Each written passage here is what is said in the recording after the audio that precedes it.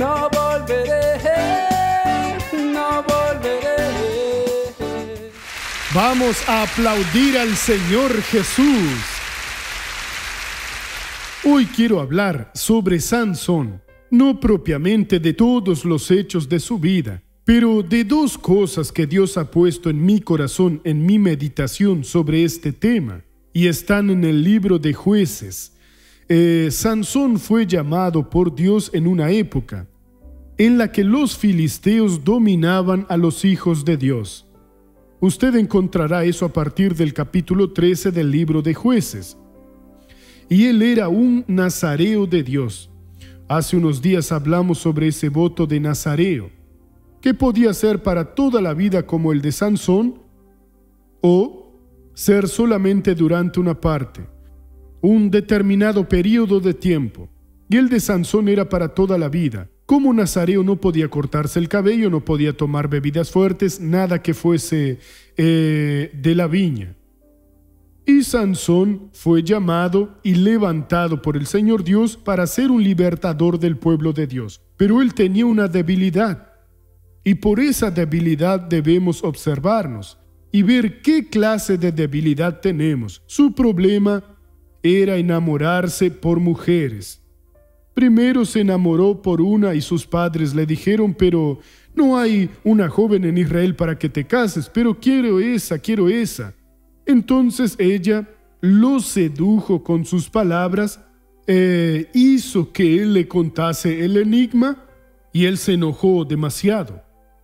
Después pasó esa traición y después ella no fue con él, pero tuvo un final trágico, juntamente con su padre. Aún así no le sirvió como una lección. Después él se enamoró por Dalila. Y Dalila lo sedujo de tal manera que él le contó el secreto de su fuerza. Ella lo fue provocando una vez, dos, tres. A la cuarta vez él no soportó y le contó todo el secreto. Ella le contó, eso está en el capítulo 16. El 16 cuenta eso. A partir del 13, en el 14 está su casamiento en Timnat y ahora vamos al 16. En el 16 está la traición de Dalila. Nosotros tenemos que observar cuál es nuestra debilidad. Algunas personas no tienen esa debilidad por el sexo, pero algunas personas tienen la debilidad de la vanidad, otras la debilidad de la mentira, otras la debilidad de ser adulado, o tener la debilidad de tener bienes. Solo se realiza como persona sí tiene muchos bienes. Es increíble. La historia cuenta que cuando César entró a Inglaterra, que cuando tenía 21 años, le contaron a él que Alejandro el Grande a los 18 años había conquistado el mundo. Y él lloró y dijo: soy un derrotado. Tengo 21 y aún no conquisté la mitad. Lo suyo solo era conquistar. Algunas personas tienen otra clase de debilidad. Tenemos que observar cuáles son nuestras debilidades, dónde nos usa el enemigo. Cuando la mujer de Timnat lo traicionó, él debería despertar. Y cuando Dalila le dijo: si me amas, cuéntame el secreto. Es el mismo camino y no quiero eso. Pero se dejó llevar, le contó el secreto. Resultado, fue preso, ya no tenía fuerzas, perdió la visión y la cosa fue muy seria para él. Lo que quiero decirle a usted, no le diré toda la historia, está en el capítulo 16, versículo 20. Cuando él entonces vio que Dios había salido de su vida y gritó de nuevo: Sansón, los filisteos sobre ti. Sansón despertó de su sueño y pensó: esta vez me escaparé como las otras. Pero no sabía que Jehová ya se había apartado de él. Qué día trágico y triste en la vida de Sansón y en la vida de cualquier persona.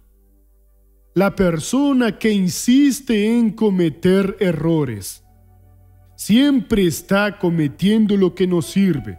Debe abrir los ojos, porque ella peca y se arrepiente.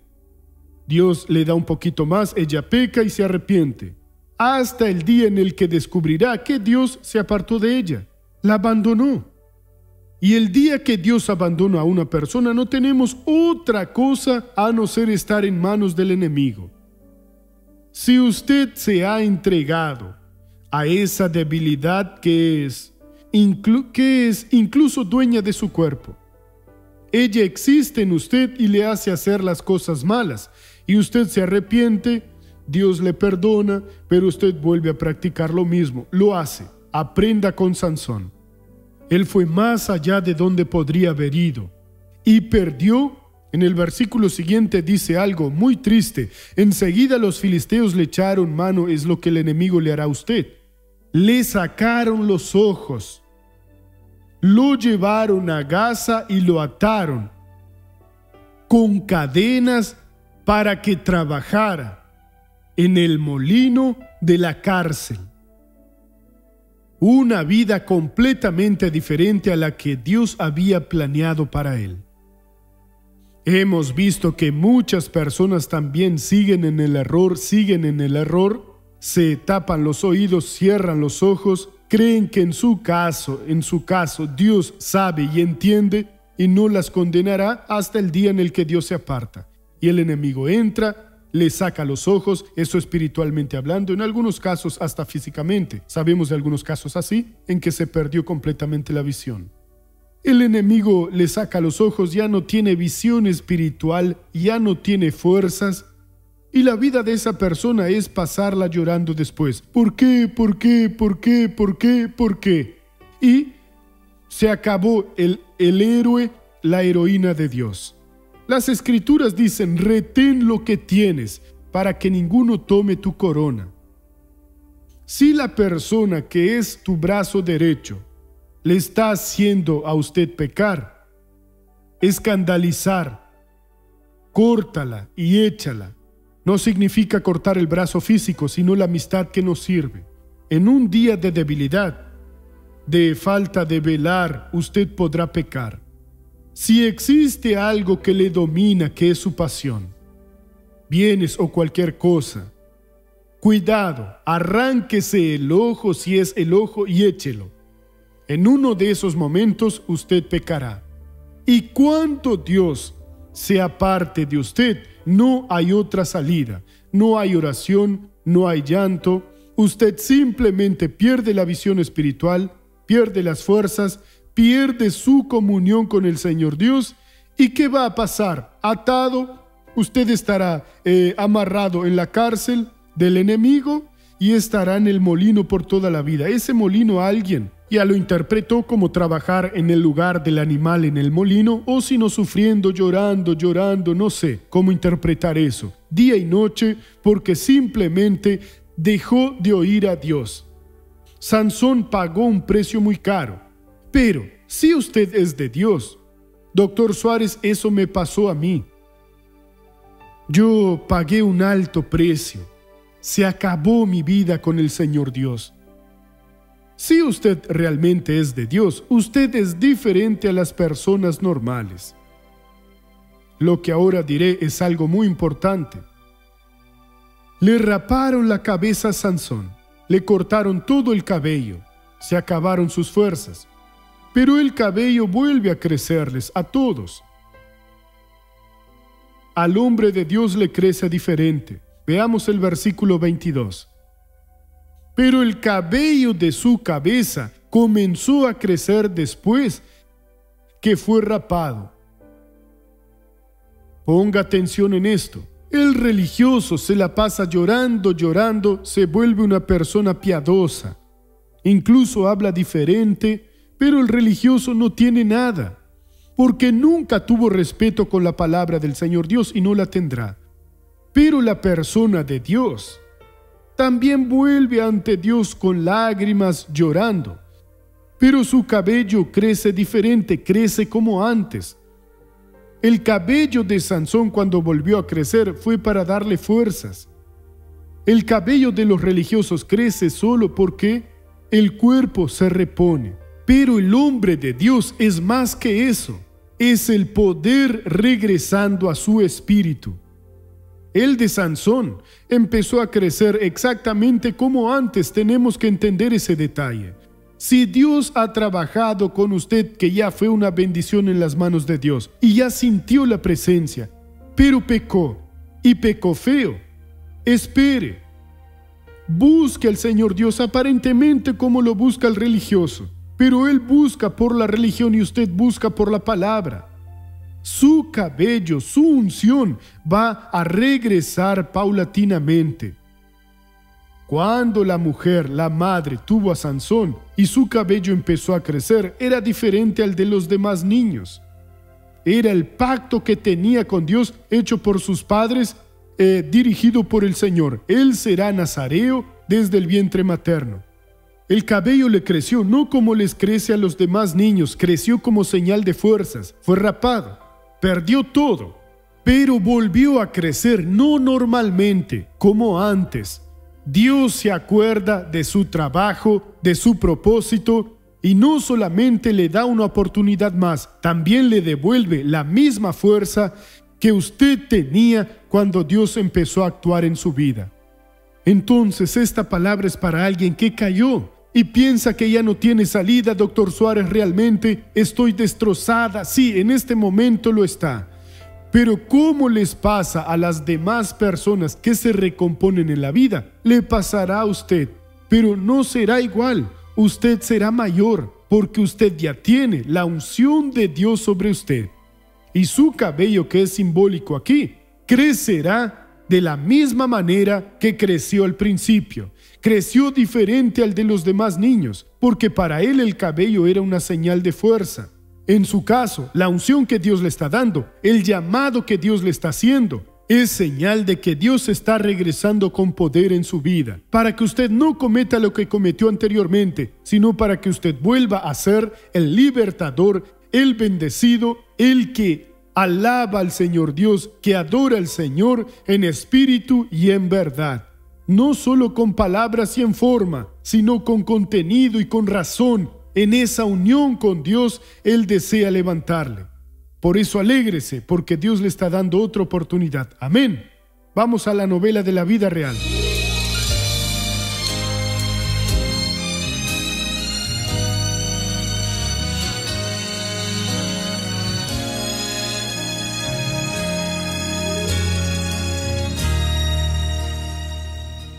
Cuando yo nací, mi mamá frecuentaba un centro espiritista, ¿sí? Y me bautizó en un terrero. Con 6 años de edad, el padre de santo dijo que yo debía servir a los espíritus porque tenía una mediunidad muy fuerte. Yo sentía fascinación al ver a las personas girando con ropas bonitas y yo quería eso, ¿sí? Después los años fueron pasando y después yo ya era una joven y continuaba yendo allí, siempre frecuentando, y siempre me decían que la magia negra tenía una puerta para entrar, pero no para salir. Cuando me casé, mi marido no lo aceptaba, no le gustaba, ¿entiende? Me decía que eso no conducía a ningún lugar, pero yo siempre quise frecuentar y quería llevarlo junto conmigo. Empecé a pensar en matarme y pensaba en tirar el coche debajo de un camión, y además veía cosas en la noche también.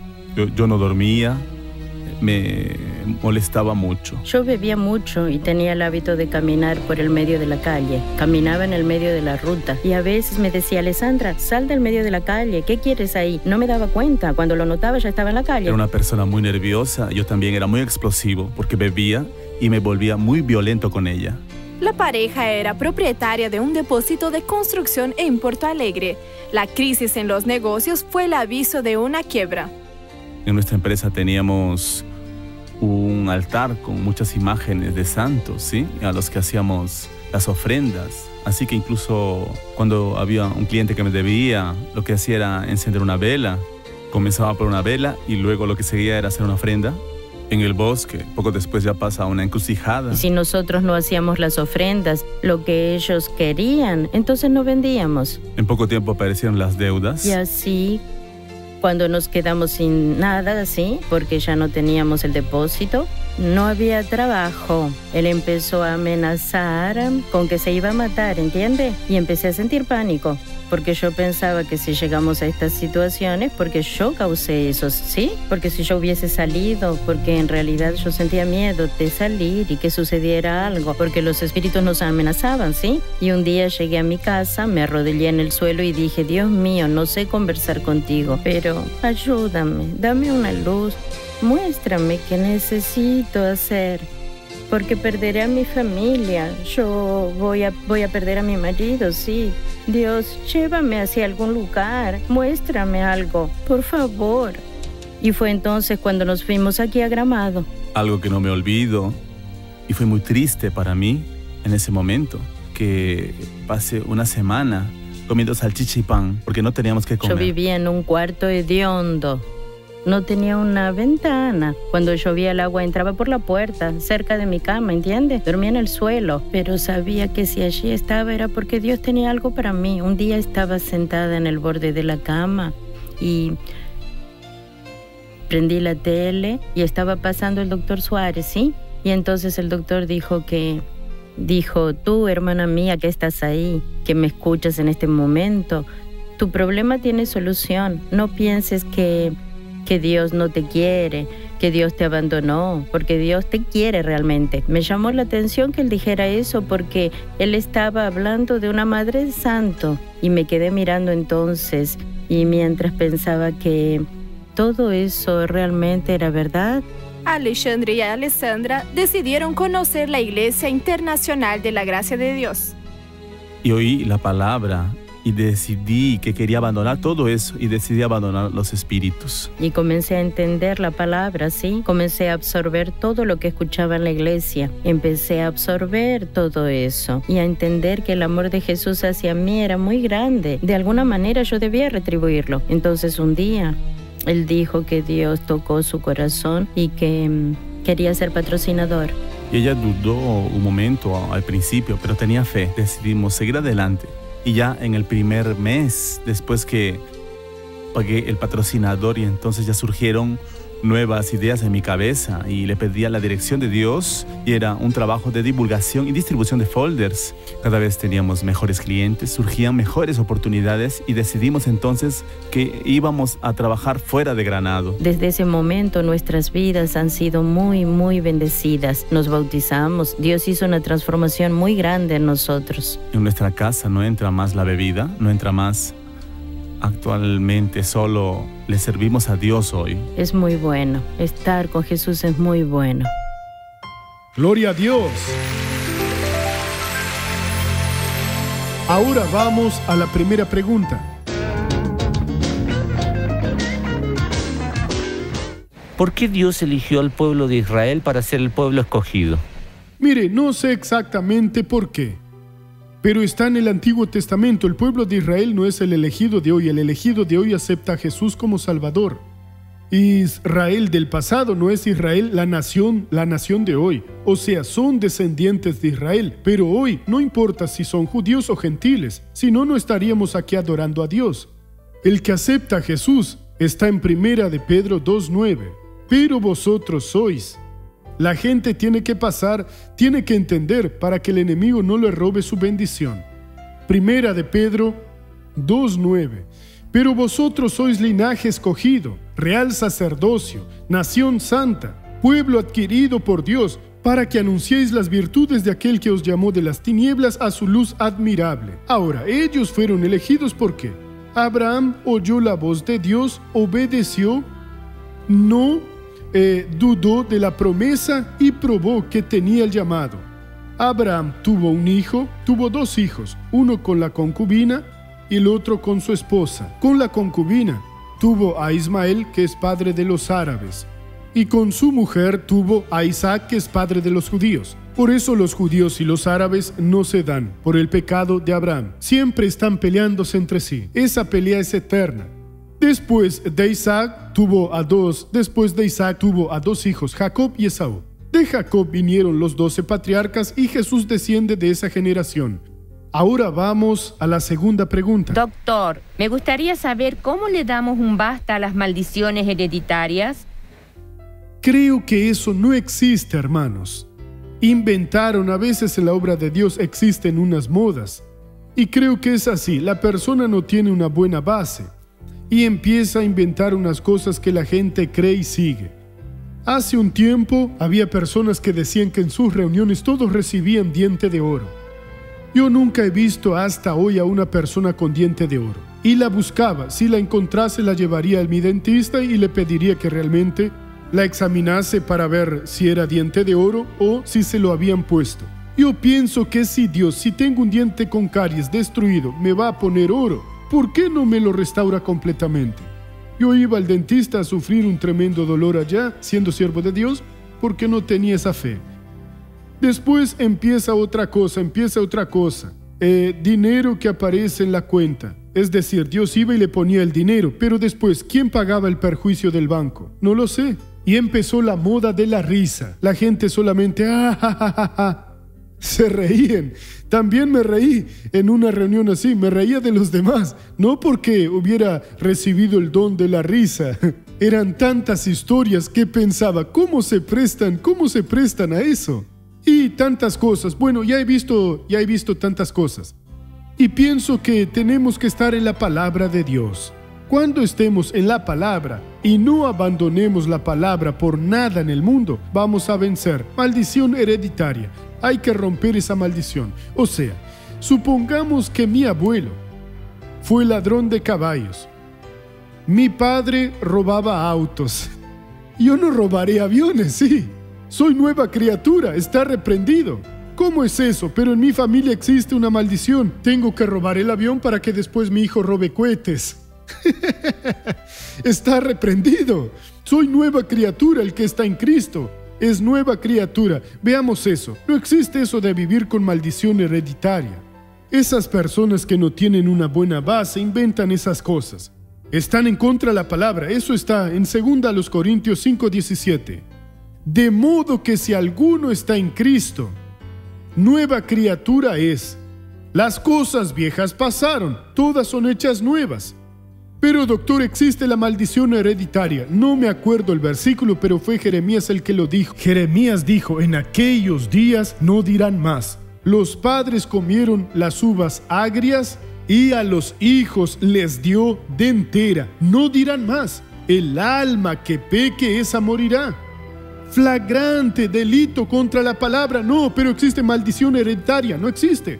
No dirán más.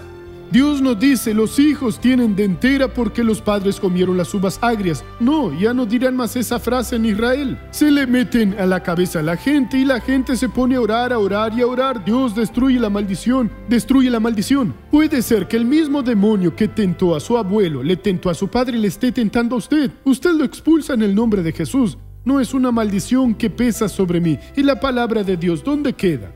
Ella es la que manda. No dirán más, ya no diga eso. Existe una maldición hereditaria que destruiré. No, soy nueva criatura y no cometeré los errores que mis padres cometieron, que mis antepasados cometieron. Porque ahora todo para mí es nuevo. Yo seré completamente de Dios. El que está en casa, déjeme hacer una oración por usted ahora. Padre, en el nombre de Jesús, hoy nos has enseñado que el cabello del que es tuyo vuelve a crecer. Pero crece diferente, a pesar de ser del mismo tamaño, con la misma velocidad que crecen los cabellos de las demás personas. Pero el que es tuyo, crece como antes, crece con unción. Dios, existen algunas personas en esa fase, hablando espiritualmente, que su cabello está volviendo a crecer. Las lágrimas y el llanto están pasando. Esta persona se está levantando. Oh Padre, muchas gracias por eso. En el nombre de Jesús. Ahora voy a usar la autoridad que tú me has concedido para bendecir a estas personas. Como ministro de la palabra de Dios, yo paralizo toda la acción del infierno y les digo a las fuerzas malignas que se vayan de estas personas, váyanse, en el nombre de Jesús. Y usted diga amén. No volveré. no volveré.